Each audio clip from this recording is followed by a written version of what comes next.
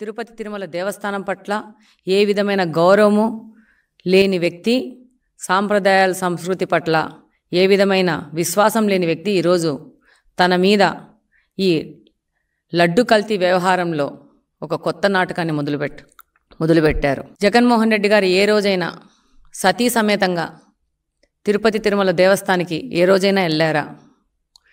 మన సాంప్రదాయంగా బ్రహ్మోత్సవాలకి దంపతులు వెళ్ళి పట్టు వస్త్రాలు ఇస్తారు. ఆ విధంగా ఏ రోజైనా తన సతీమణిని తీసుకెళ్ళి పట్టు వస్త్రాలు ఏ రోజైనా ఆయన సమర్పించుకున్నారా? ఆయన వేరే మతాన్ని విశ్వసిస్తారు కాబట్టి తిరుమలకి వెళ్ళినప్పుడు ఏ రోజైనా నేను హిందూ మతాన్ని గౌరవిస్తాను అనే డిక్లరేషన్ ఏ నోటైనా ఇచ్చారా? మీరందరూ చూస్తుంటారు. అబ్దుల్ కలాం గారు కానీ వేరే వాళ్ళు అన్యమతస్థులు తిరుపతి తిరుమల దేవస్థానానికి వెళ్ళినప్పుడు డెఫినెట్గా అట్లా డిక్లరేషన్ ఇచ్చి దర్శనం చేసుకుంటారు. ఈయన ఏ రోజైనా ఈ డిక్లరేషన్ ఇచ్చారా? పవిత్రమైన తిరుమల తిరుపతి దేవస్థానం యొక్క లడ్డూను అపవిత్రం చేసి దానివల్ల వస్తున్న నష్టాన్ని భర్తీ చేసుకోవడానికి కొత్త నాటకాలు మొదలుపెట్టారు. లడ్డూను తయారు చేసే నెయ్యిలో కల్తీ జరిగింది, అది వాస్తవం. దీనివల్ల ఎంతోమంది భక్తుల మనోభావాలు దెబ్బతిన్నాయి. కేవలం కమిషన్లు కక్కుర్తిపడి ఇలాంటి దురాగతనానికి ఈ 5 సంవత్సరాలు వీరు పాటుపడ్డారు. మేము కూడా జూలై 14వ తేదీ మేము దర్శనం చేసుకొనికి వెళ్తే ఆ రోజు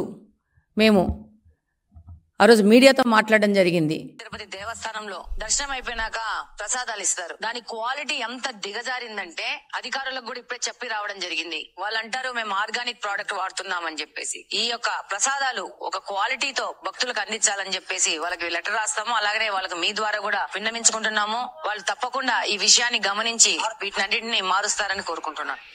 ఈ రోజు ఈ విషయం బయటకు వచ్చింది, కానీ ఇది జూలై 14th మేము దర్శనానికి వెళ్ళినప్పుడే తిరుపతి లడ్డు క్వాలిటీ తగ్గింది, దాని మీద చర్యలు తీసుకోండి అని చెప్పేసి సంబంధిత అధికారులకి ఒక విజ్ఞప్తి చేసుకొని రావడం జరిగింది.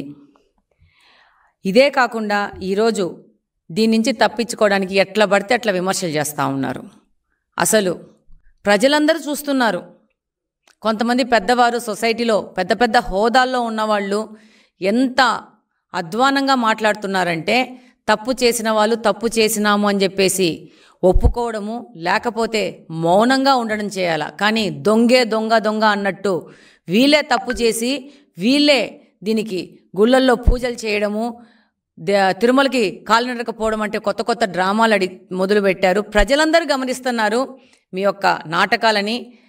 ప్రజలందరికీ అర్థమవుతోంది గత 5 సంవత్సరాల నుంచి మీరు ఏ అబద్ధాలు మాట్లాడినారో. ఈరోజు ఓడిపోయి 11 సీట్లకు పరిమితమైనా కానీ మీ యొక్క పద్ధతి ఏ విధంగా మారలేదనే విషయం ప్రజలకందరికీ అర్థమవుతుంది. నేను మామూలుగా ఎవరితోనో కూర్చొని తిరుమల తిరుపతి ప్రసాదంలో ఇలా ఉంది అని అంటే అయ్యో మనము అప్పుడు పోయి ప్రసాదం తీసుకున్నామే ఇప్పుడు ఎట్లా అనే పరిస్థితిలో ప్రజలు ఉన్నారు.